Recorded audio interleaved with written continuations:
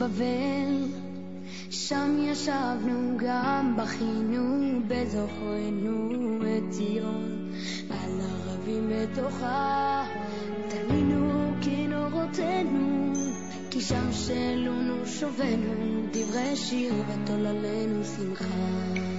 שיר לנו משיר ציון, איך נשיר את שיר השם על אדמת נחל, אם אשכחך ירושלים תשכח ימיני, תדבק לשוני לחיכי אם לא אזכרכי, אם לא עלה את ירושלים. ברשות מוריי ורבותיי, with the permission of Hashem, I hope all of you are okay. The parasha of this week is the parasha of Balak. There is a big connection between the two parashiyot. As always, I like to explain you the connection between each parasha with the end of the parasha of the previous parasha of last week and the parasha of this week. Of course, there is a connection, and of course, the connection is incredible. The Gemara said, if give me the Humash. The parasha said, Zot Hukat Torah, and this is the law of the Torah. As all you know, that HaKadosh Baruch Hu give us certain mitzvot that we don't know the reason why. We don't know. And why we don't know? Because HaKadosh Baruch Hu wants us למען להגדיר תורה ולהאדרה. Because if we know the reason of each mitzvah that we do, so there is nothing to search. We know everything. Imagine a baby in his house never can appreciate what his father and mother they are doing for him, because whatever he needs, he gets it. He gets everything free. So never he can appreciate. He will appreciate, when he grow and he has children and he see how much he suffer with children, so he will understand what his parents did for him. The Gemara said that we can never say thank you to mama, to our mother. Never. There is no end of the thank you that we have to thank the mother. Why? Why only the mother? Because the most of the education that the child has is from the mother. Especially when the mother was pregnant by him and she held the baby for 9 months in her body. Can you imagine? Until she gets the birth of the baby, how much she suffered. So there is no, and how many times the baby hits the mother with his foot, with his legs. So there is no end. There is no end for the thank you that we should thank our parents for all what they did for us, especially the mother. So the Gemara said that HaKadosh Baruch Hu למען להגדיר תורה לאדירה. The Gemara said, why there is so many mitzvot? Why? So the Gemara said, because if there is only one mitzvah, so when you have no mitzvot to do, so you don't do mitzvot. So Hashem wants you always to do mitzvot, or carry on doing mitzvot. Second reason, as I told you before, because if you understand everything, so there is nothing to understand, there is nothing to appreciate. But when you study Torah, and you understand Torah, it's fabulous. You discover all the time something, all the time. But that's why there is mitzvah that we know the reason why we do them, and there is mitzvah that we don't know why we should do them. We don't know. It's a hok, and this hok of paraduma, this red that we have to do shechita and to burn all the coal and the ashes to give to purify with the ashes people. It's like sand, you know. You burn all the cow, and then you have the sand, the ashes. They keep them, you know. The Kohanim keep them in the bottles, and they distribute them to all the cities of Israel.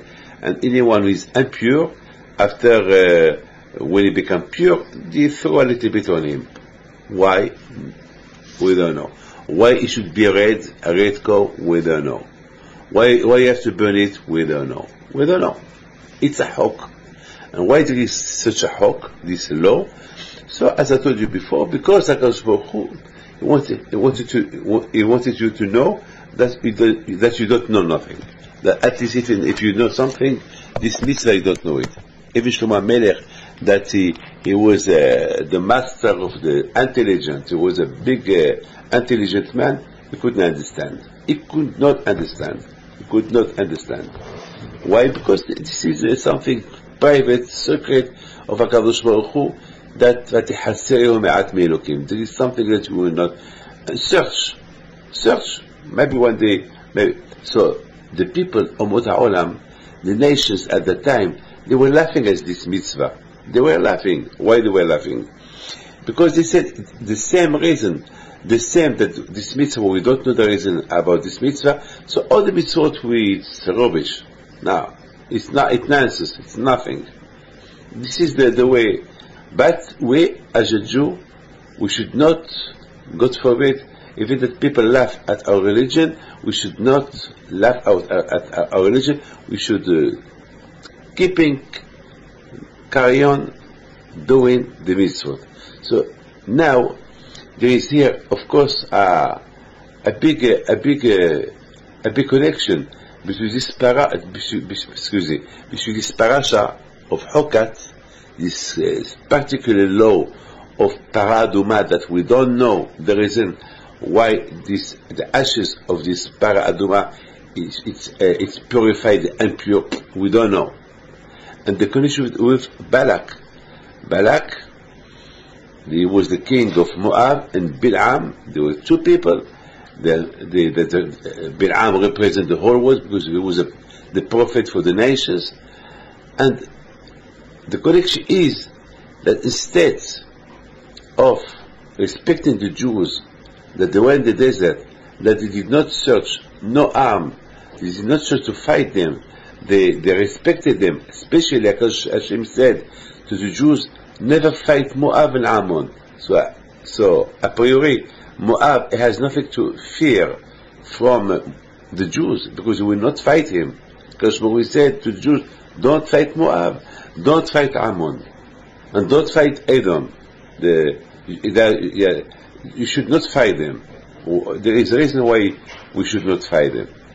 And the Torah said that even though Moshe Rabbeinu, alav shalom, he said to the Bnei Israel, give them laws.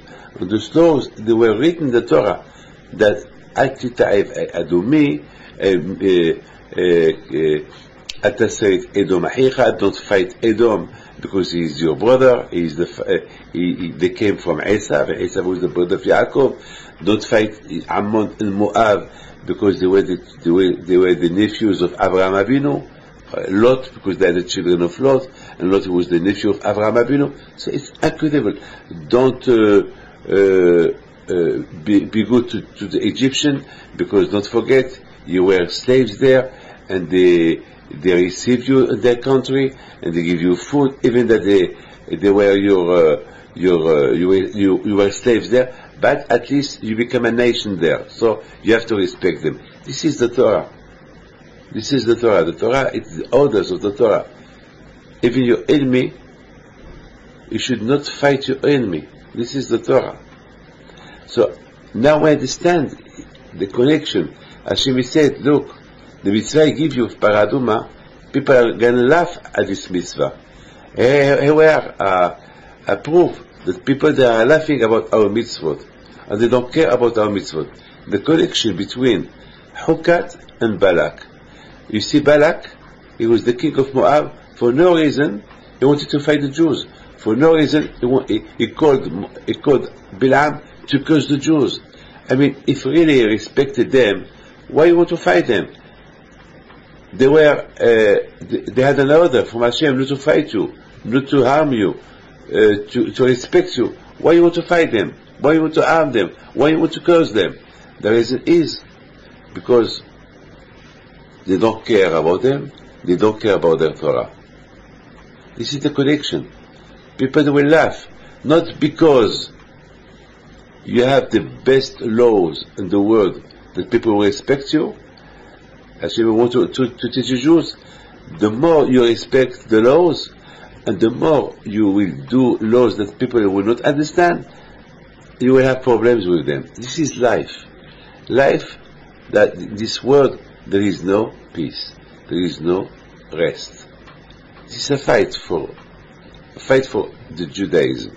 I mean, it's you see, don't forget, today we are in exile today. It's not easy for us to do Torah and Mitzvot. Bemet, it's not easy. It's not easy. You know, it's so difficult. It's so difficult to respect Torah and Mitzvot. It's so difficult because the world today is so full of internet, you know, of pleasures. People today they're working for pleasures. People today they want all their life, all their thought is to do better than the other one, to the best hotels, the best food, the best cars, the best houses, and a house here, and a house there, and a house there. People have too much materials today. Too much. I was yesterday in Cannes for a wedding. Honest, I feel so bad in the airport. It was very, very hot.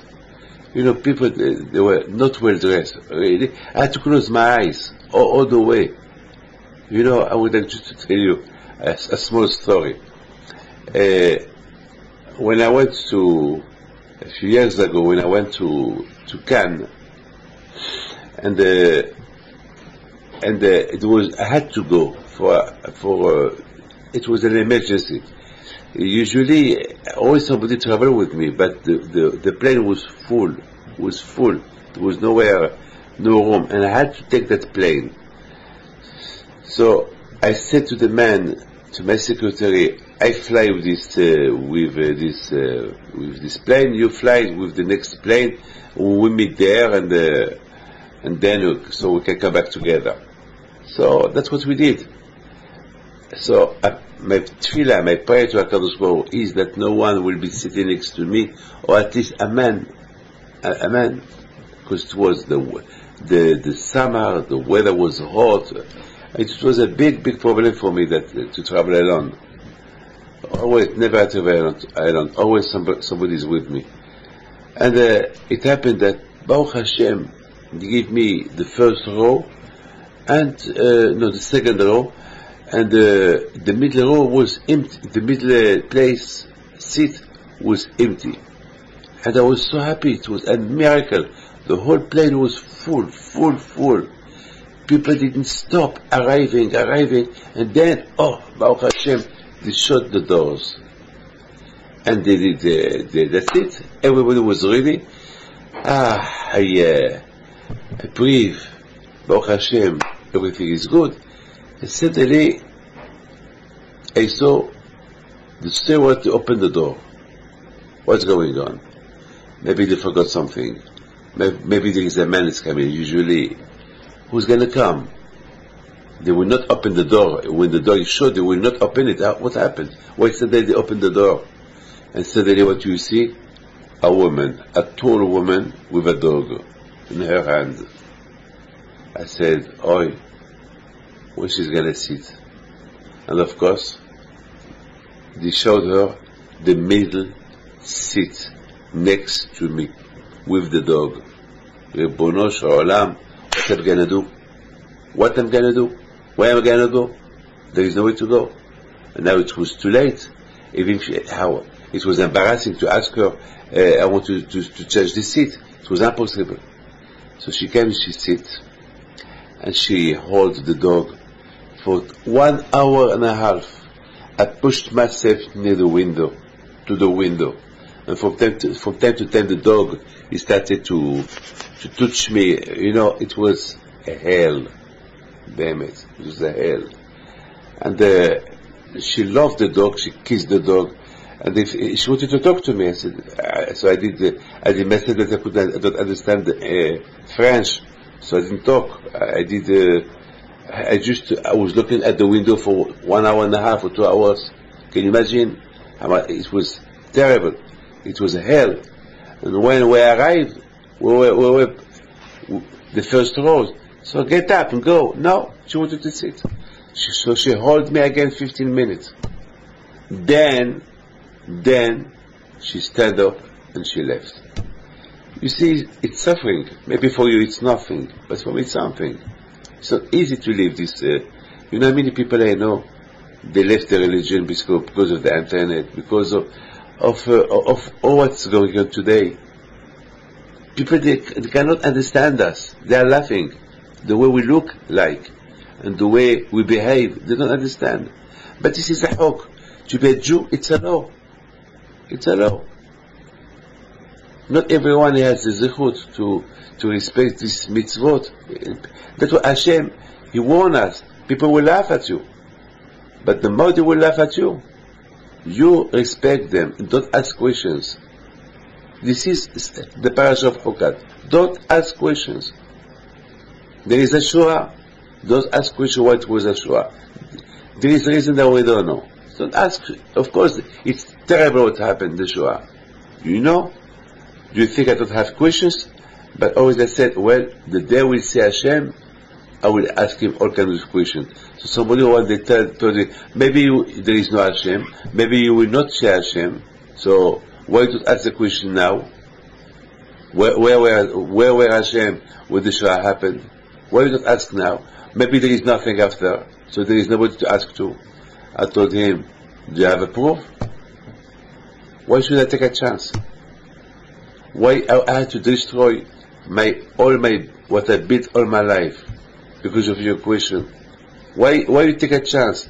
What's going to happen if one day you will see the truth? All the questions that you have, all the doubt that you have today, and all the doubt are based, maybe there is nothing. Maybe there is no Hashem to ask Him. Maybe, and what about if there is? What's going to do? Nothing. It's too late already. Alright? Can you tell Him I want to come back? We tell you no. This is the work. Our work is to work ourselves to believe, not to have doubt. And this is the parasha of Chukat. The parasha of Chukat, she wants to teach you not to have doubt on Hashem. Mitzvot that you cannot understand why you have to do them. It's not logical, it's not normal to do them.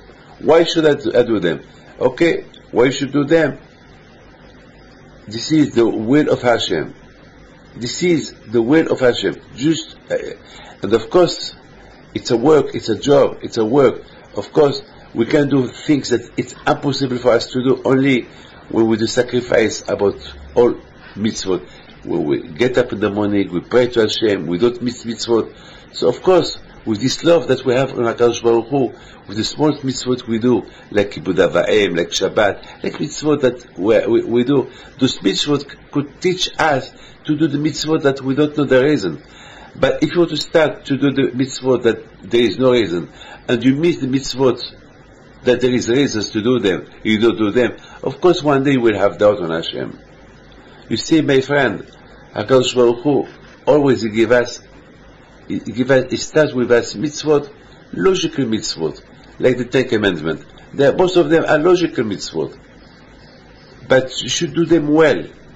By doing them well, like when the Torah said, you should believe in Hashem. There is only one. It's me. I Anochi Hashem Elokecha. You should not have idolatry. It's a mitzvah. It's logical mitzvah. Because really, if you think about this mitzvah, it's logical that this world, it couldn't be created on its own. There is somebody. There is a creator. There is Hashem. It's impossible. It's not something that it's like this coffee. This coffee was not made. I didn't come to the office and I find a coffee. And I will ask my secretary, who made this coffee, will tell me, well, it was made alone. It's impossible. No. It's impossible. This cafe, there is somebody who made me this coffee. It's hot.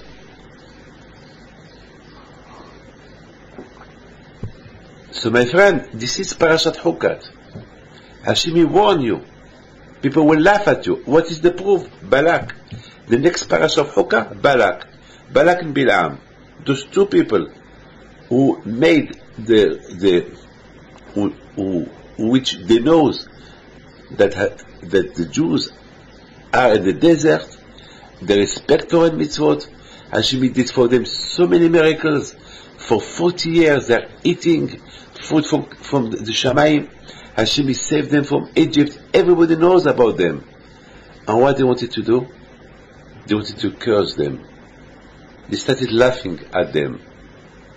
They started to search all kind of aberot sin that they did, that Hashem would punish them. Why? Why? This is just sin at hinam, to hit somebody for no reason. What they did to you. This is what Hashem wants to tell you. You see, you will have people who will laugh at your mitzvot to make you depressed for the mitzvot that you do, and there will be people for no reason they will hate you. For no reason. They will hate you. Like Balak, like Bilam. Not only will make laugh at your religion, but they will laugh at you. They will want to kill you for no reason. This is the price that a Jew has to pay. Unfortunately, this is the price. It's not easy. You know, yesterday when I was in Cannes, Nice for a wedding, and I was coming back to Paris, you cannot imagine. All the people were looking at me. I was in the queue, they are looking. The baby children are walking, they look. I mean, of course, I know. It's the white, it attracts. Okay, it could attract, but when you see people, they laugh at you, they make jokes. They say, they talk, suddenly they look at it, they joke. I mean, it's a funny joke, you know, it's a funny joke.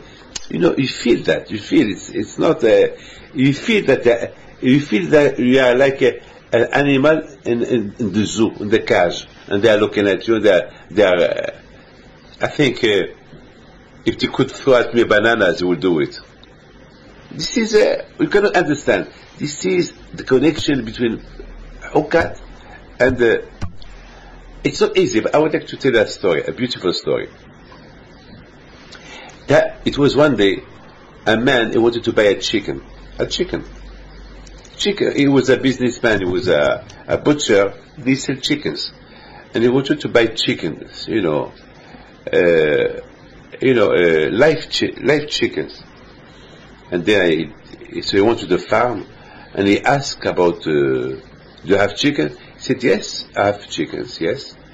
But he said that I buy chickens by kilo. We weigh them by kilo. He said, okay. So he went to the farm, and he saw thousands of chickens, and among them, he saw a big black chicken. He saw that it was unusual, this kind of chicken. He started to look at him, and he saw in front of him, he saw in front of him that he was an eagle. He saw it was not a chicken, but an eagle. And this eagle, he was behaving like a chicken. He was eating like a chicken. He was walking like a chicken. So he said to the boss, "What's this? What this eagle is doing here among the chickens?"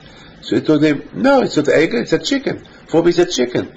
One day I was walking the street in the country, and I find it. And I find him. He was a small one, and suddenly he become big. But he's a chicken. But he said, this one is an eagle. Is the king of the birds. He costs maybe 20 times more expensive than the chicken. He said, well, I don't know how much it costs. For me, it's a chicken. His price is the price of a chicken. If you want him, let's weigh him, and according to his weight, you pay me the chicken price. The man, the businessman, he was he had so much pain about this chicken that this eagle that he become a chicken. He told him, it's incredible, you cannot do that. It's something incredible. He said, well, what I can tell you is that I'm gonna buy it. Okay, I'll buy it. So he took the chicken, big chicken, the black chicken, and they weighed him. The weight was maybe 100 kilo. Wow, it was quite heavy. He paid the price, and he took him.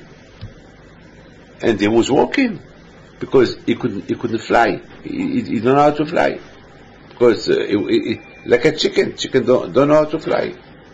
So they went. He climbed a mountain. He went to the top of the mountain, and the man, he said to the eagle, you know eagle?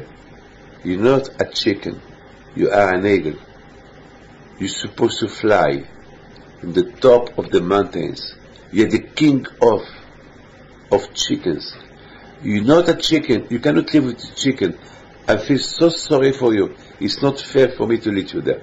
So now I'm going to make you free. You're going to fly. You're going to go. I'm going to make you free.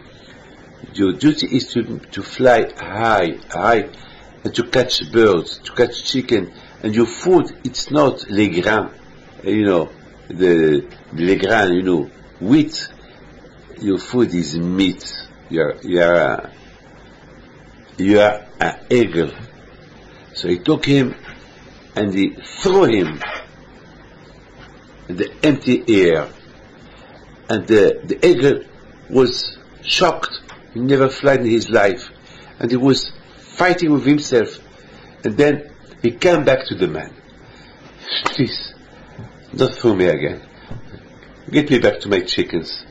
This is my belonging. I belong to them. The man told him again. He held him. And he told him, your room, your place is not with the chicken. You are strong. You are an eagle. You can fly high. You can fly very, very. Your children are going to be only eagles like you, not a chicken. It's impossible. So now it's the last chance I give you. I'm going to throw you. Go. And again, the man, he took him and he threw him in the air. And then the eagle was fighting again. And then he managed with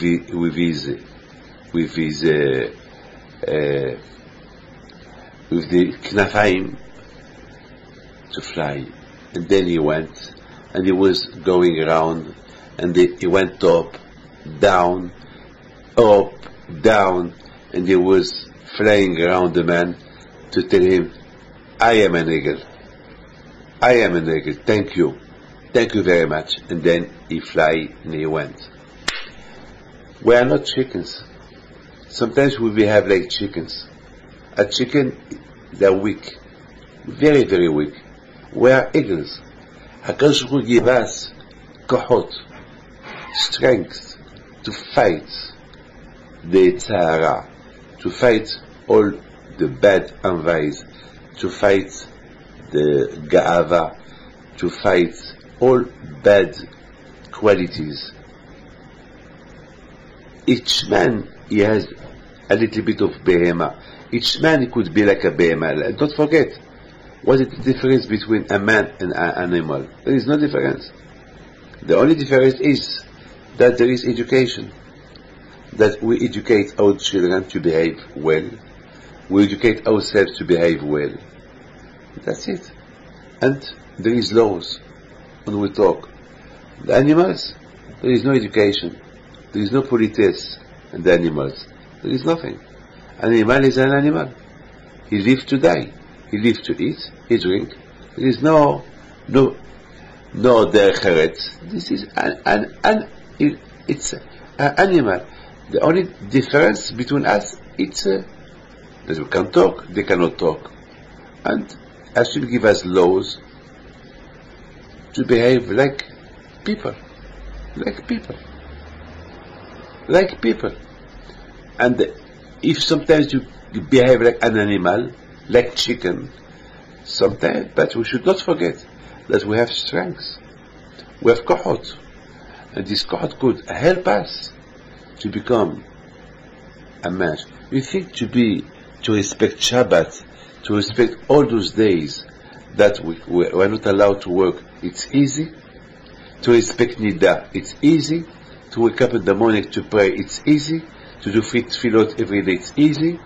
To eat only kosher, you think it's easy? And all the time you have to do tzedakot, you think it's easy? It's very hard. Very, very hard. But Baruch Hashem, Kashri give us the strength, kohot, that we can be, we can fight our Etzara and do Torah mitzvot. We can, if you want. We can. Hashem, we can fly high if we want.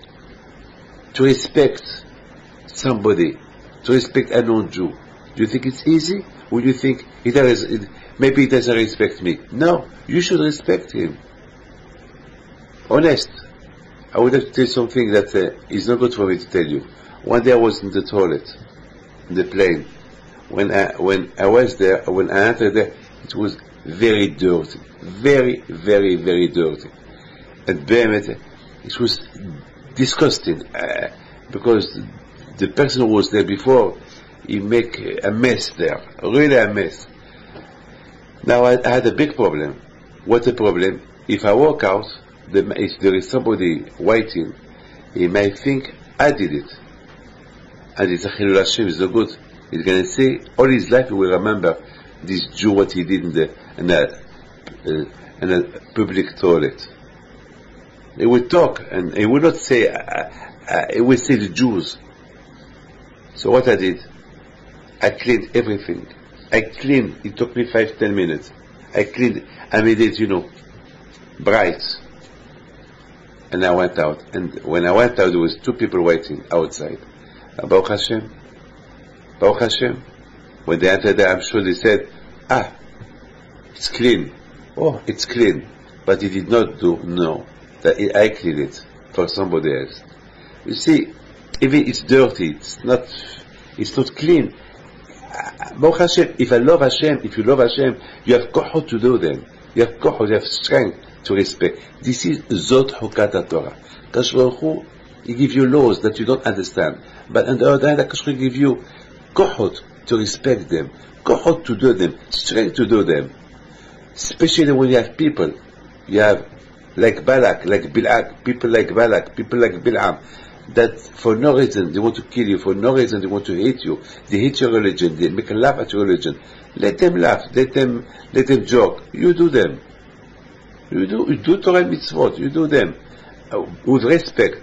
Not because they don't respect you, you will not respect them. No, you should respect them. You see, in the previous parasha of Korah, I would like just to mention you this parasha of Korah. In the parasha of Korah that we learned 2 weeks ago, there the Torah tell us about a story about Korah, which was a very, very, very, very rich man. He was a billionaire. He was a very rich man. And what we don't understand is how a man like Korah, that he was a millionaire, that he was very, very rich. On the other hand, he was a big tzaddik. He was a big, big, big tzaddik. He was not something like everybody. No, he was something very, very special. The Torah said, the Gemara said, that he was Minos Aaron. He was among those people, among those Leviim, that they hold on their shoulder the arch, the Aron HaKodesh. When the Jews were in the desert during the 40 years, don't forget, they built the tabernacle, the Mishkan. And this Mishkan, there was there the Aron that is the symbol of the Torah. The symbol of the Torah. The Aron HaKodesh, the arch, represents the Torah Kedusha. And inside there is the 10 Commandments. There is the tables that Moshe Rabbeinu brought from the Shamayim for the Am Yisrael. It's amazing. It's so holy, this Aron HaKodesh. And Korah, he was among the people who hold the Aron HaKodesh. And just to touch the Aron HaKodesh, you should be very, very tzaddik, a big tzaddik. You cannot touch the Aron HaKodesh if you are not tzaddik. You could die if you touch him. What happened? So if he was among those people who he was a prophet, if he was among those people who hold the Aron HaKodesh, that means he was a big tzaddik. On one hand, he was a big tzaddik. The other hand, he was a rich man, and we saw that he compared with his wealth to remain a tzaddik. Usually, people that when they are rich, they forgot about religion, and this man, he did not forget about religion.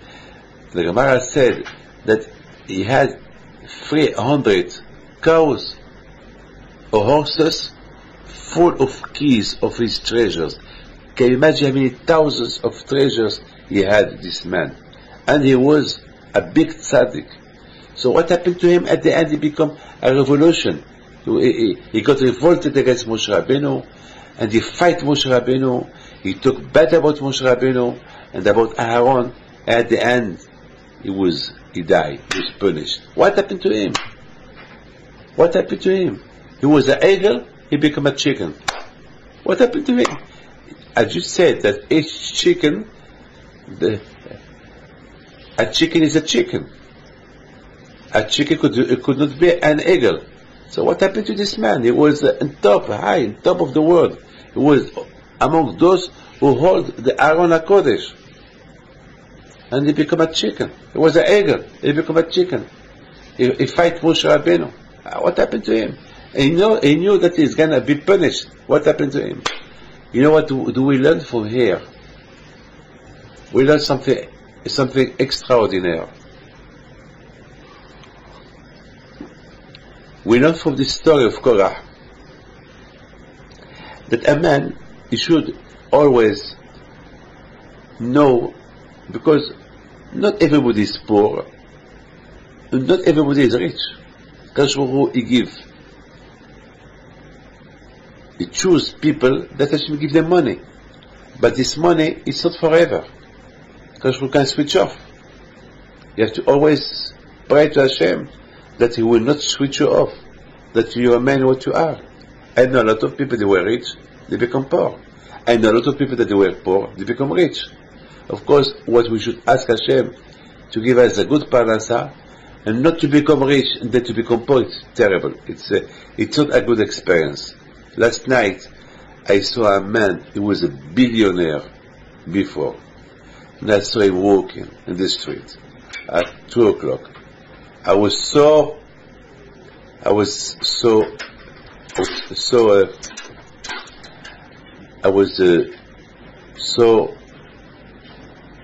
bad for him, because he was very, very rich one day. When I saw him walking the street, become a poor man, he was walking, I feel bad for him. I would like to be like him. I prefer to be just a normal man. Like Yaakov said, Yaakov Avinu said, please Hashem, give me food to eat and clothes. I don't want to be rich, because it's better that I have what I need. I have what I need. To have more than what you need, and to lose it after, it's terrible. Terrible, terrible, terrible. It's a bad experience. So Hashem, He knows what He's doing. But just one thing you should know, that you cannot remain all your life rich. Unless if you pray to HaKadosh Baruch Hu. Maybe if HaKadosh Baruch Hu love you, maybe you can remain all your life rich. If Hashem say that you are a good man, that He can invest on you, so HaKadosh Baruch Hu, He can, with your tefillot, you should pray always. So, but when Hashem give you the money, don't forget that this money came from Hashem. Don't forget. Most of the people, they forgot that. When they become rich, before they are rich, they are in the synagogue, they put tefillin, they eat kosher, they go to the Torah lecture. When they start making money, become rich, they forgot everything, and then they spend all their life in pleasures. That's no good. That's no good. That is not the way to say thank you to Hashem. It's not the way. It's not good. It's not good. You have to be very, very careful. So Korah, he was nothing. He was a slave in the desert. In Egypt. HaKadosh Baruch Hu made him rich. Okay?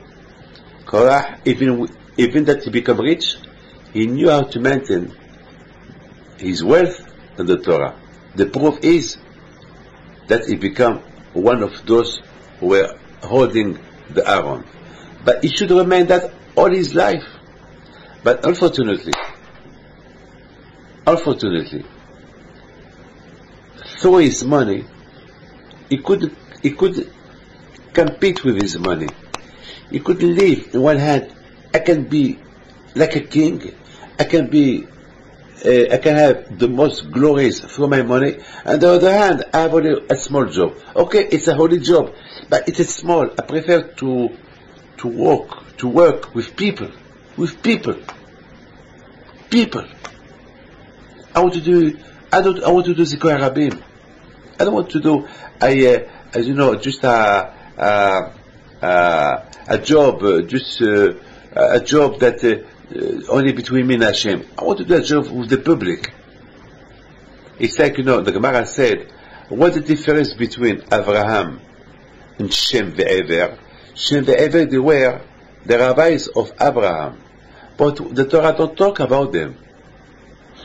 And it's Shem ve'Ever, they were Shem. It was the son of Noah, and he was among the 3 children that remained alive after the Mabul, when Hashem destroyed the whole world. Only Noah and his children remained alive, and Shem was among the 3 children who remained alive when the whole world was destroyed. And Shem was a big tzaddik, and he teach Torah to Ever, and after they had an yeshiva, and Abraham, Yitzhak, Yaakov studied Torah in his yeshiva. But we don't talk about him at all. We talk only about Abraham, not about Shem. What happened to Shem? And the Midrash said the difference between Shem and Abraham, it's that Abraham, he didn't hide himself in the yeshiva. When he started to learn Torah, he said to himself, I have to teach Torah to people. I have to teach laws, Hashem's laws, to people. Otherwise people will be idolatry. Otherwise people will kill each other. There'll be no end to the bad things. So, and Shem, what he did, he hid himself in the yeshiva. So, Avraham Avinu alav shalom, he did a big job. As the Baal Shem Tov said, anywhere he went, he said, "En od milvado." There is only Hashem. Hashem is great. There is only Hashem. That was Avraham Avinu, and Avraham Avinu teach the world to have the name of Hashem in their mouth. If it was not Avraham Avinu, the name of Hashem was forgotten. People, they were idolatry. They had all kinds of avodah zarah. They bent to the moon, to the trees. It was terrible. And Abraham Avinu said, no, the one who created the world is Hashem.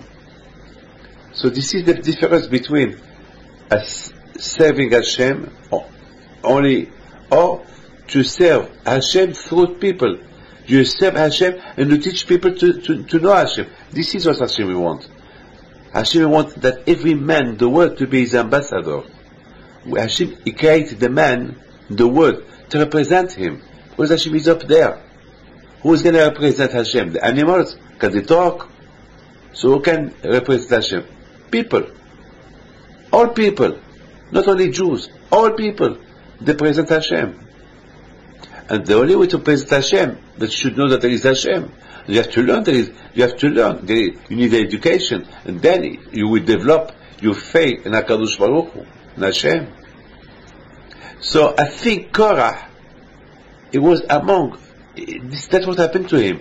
Korah, he wanted to be like Moshe. He wanted to be like Aaron.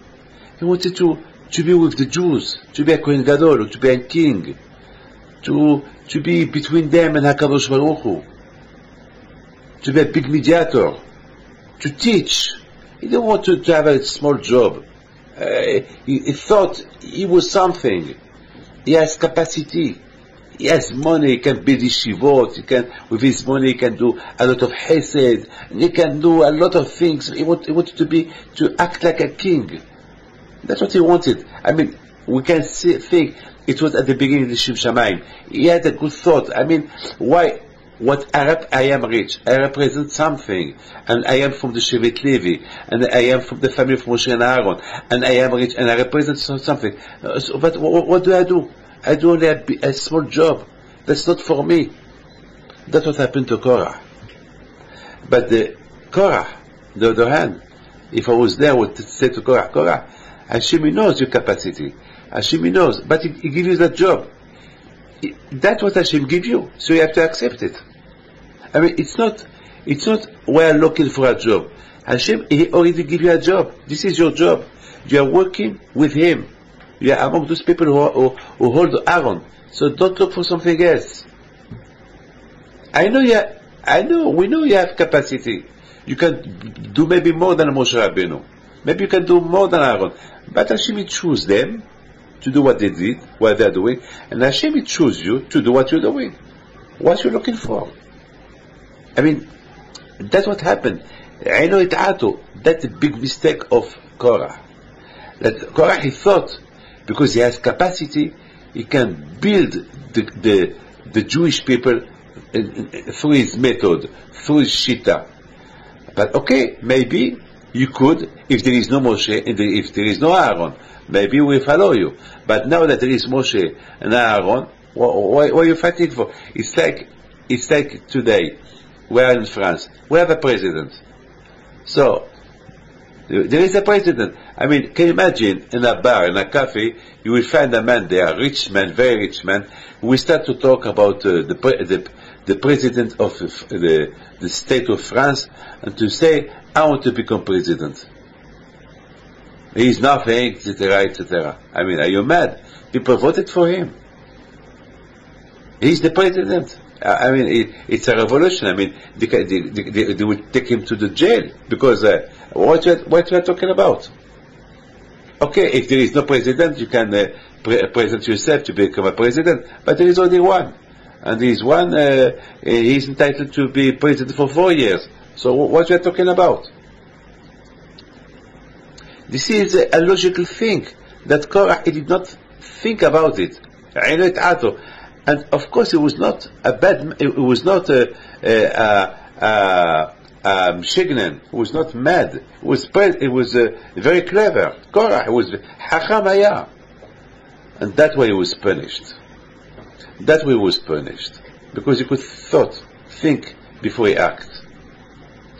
You see, on the one hand, HaKadosh Baruch Hu give him a lot of osher, a lot of wealth, and you see, he had the koach to fight this osher and to become a small man.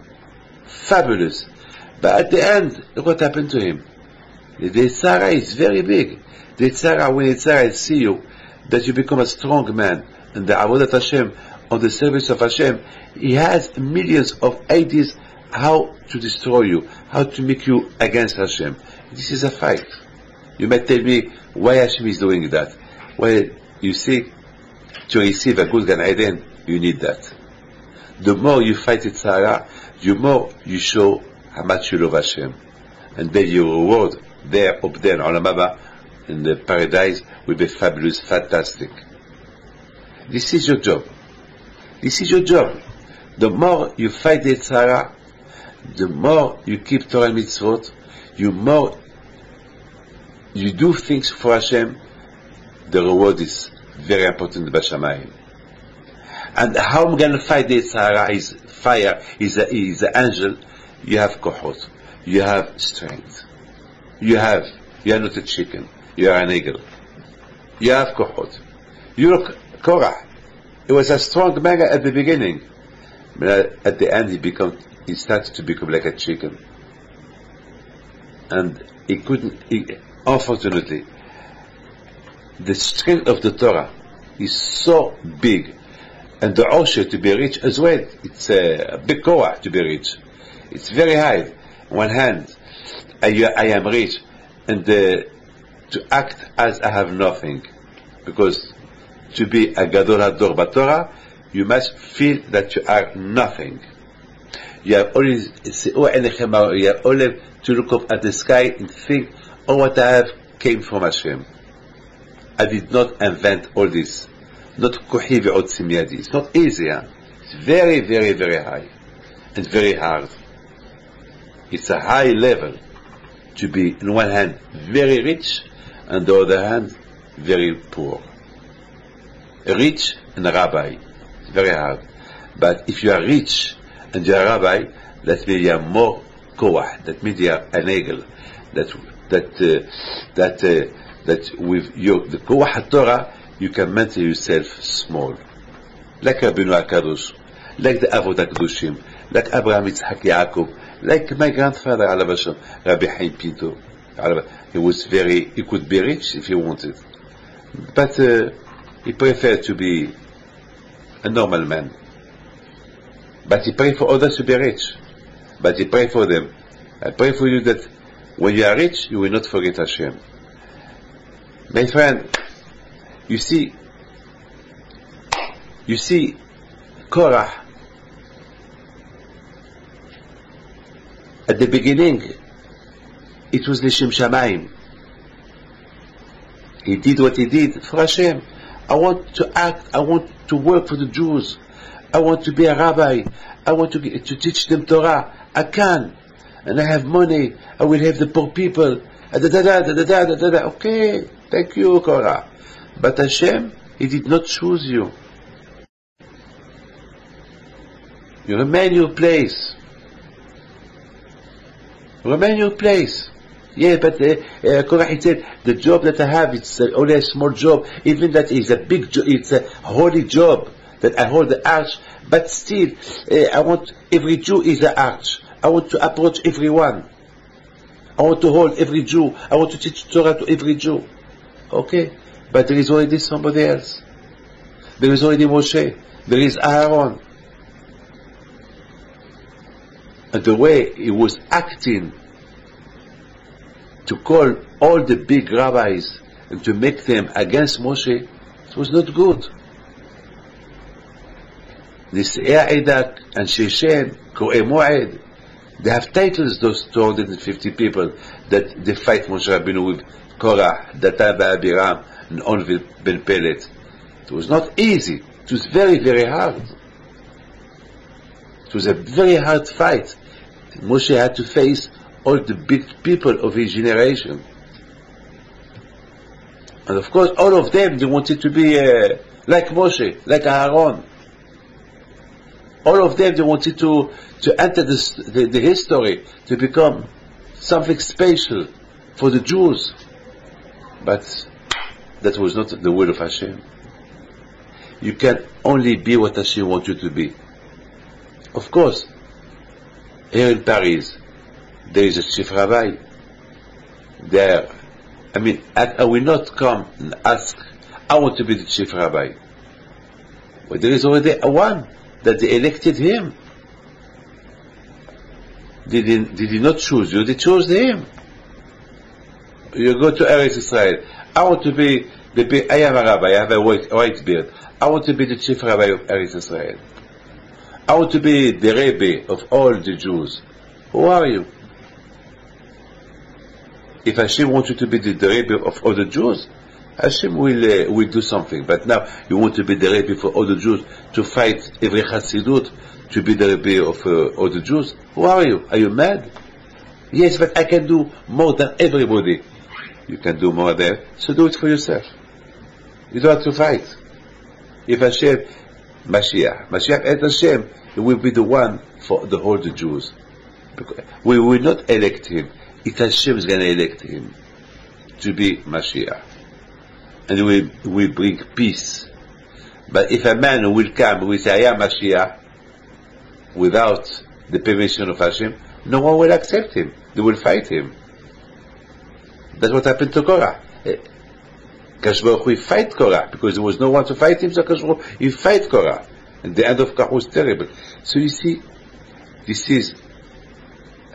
we have Parashat Hukat in the middle, Korah in the right, and Balak in the left. And Parashat Korah in the middle. Parashat Hukat in the middle. Just to teach us that we should do mitzvot, Torah mitzvot, with no questions. What Hashem wants for us to do, we should do them. Even though that people are laughing at you, you should remain, do them.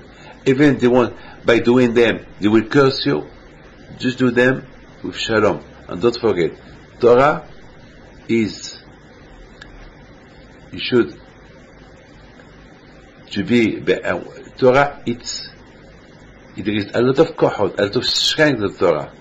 The Torah, through the Torah Kedusha, it will help you to become a strong man, not a weak man like a chicken, an eagle. Not one day to be a chicken and one day to be an eagle. No, the Torah could help you to be really a real man of Hashem, not like Korah, ve'adatu. One day they are chickens, they behave like chicken. One day they want to become an eagle, and then they want to become a chicken. No, with the Torah Kedusha, the real Torah, if you study Torah, you respect Torah, and not make joke, laugh at Torah, no ga'ava, no kin'ah, no ta'avot, you will become Be'ezat Hashem, a real man. So I wish all of you bracha ve'atzlacha, and God bless you, and I pray for you that Hashem give you a good parnasa, and Be'ezat Hashem should have a good week.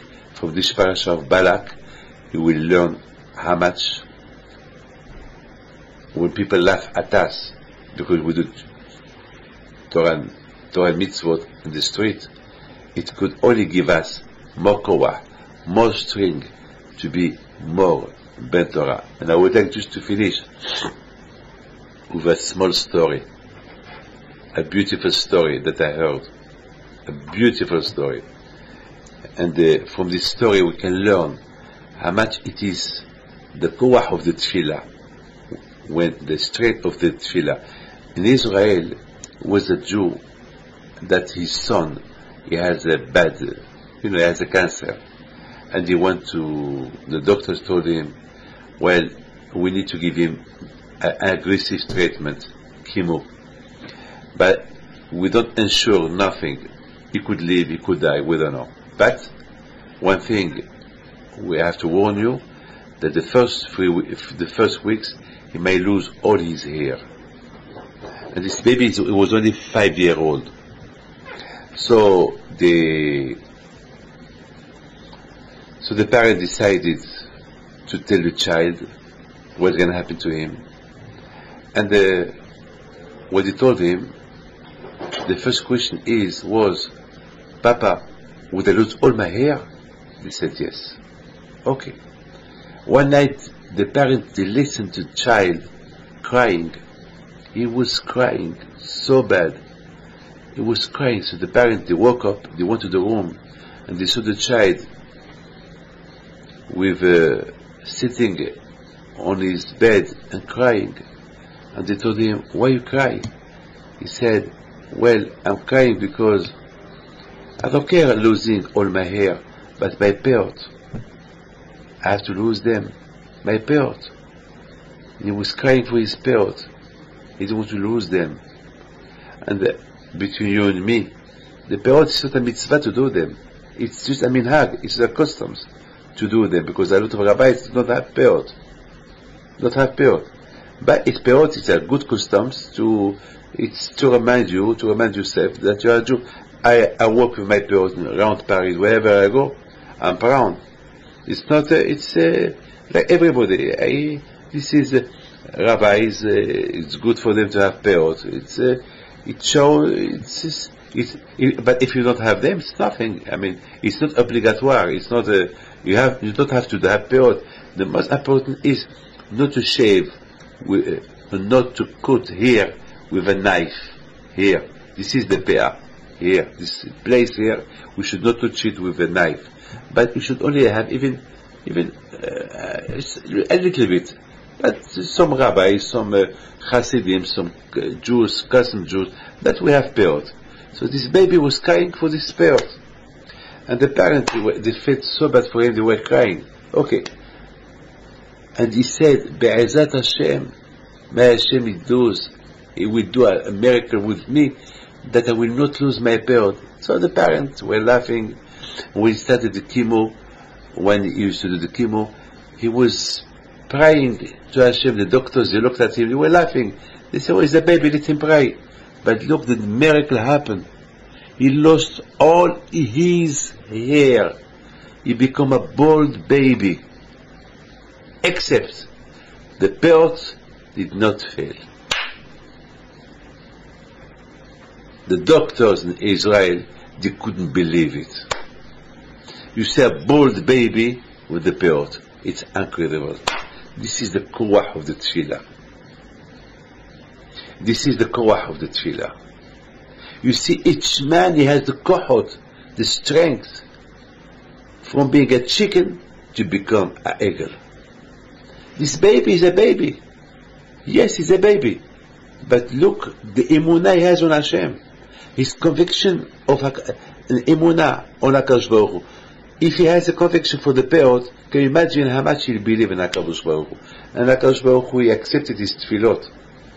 And when he became a bolt from the chemo, and she wanted to show the whole world, this baby, teach yourself, learn from this baby. The impossible, he made it possible. He prayed to Hashem for his parents, and Baruch Hashem, he did lose them. And today, Baruch Hashem, he's healthy. Thanks God. Maybe today he's healthy because of this. Because of this mitzvah, of the Kiddush Hashem.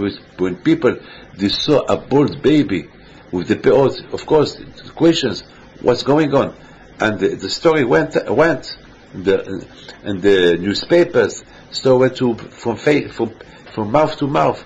Yes, this baby prayed to Hashem. Look what happened. Wow. And with this zichut, of course, with this zichut, HaKadosh Baruch Hu send him a good health. This is the koach. We have koach to serve HaKadosh Baruch Hu. And we should use this koach all the time. Not to use it when we want. When we are poor. We use the koach of the tefillah. Once we are rich, we forgot HaKadosh Baruch Hu. When we compare again, we started to pray to HaKadosh Baruch Hu. Now, be always near Hashem, next to Hashem. Connect yourself to Hashem. By connecting yourself to Hashem, you get more kohot. It's like the electricity. If you want energy, you connect yourself with the energy. But if there is no connection with the energy, with the electricity, there is no electricity. There is no electricity. If we want electricity, we want power to serve Hashem, we want strength to fight the Yitzhara, we need to be connected to the Torah.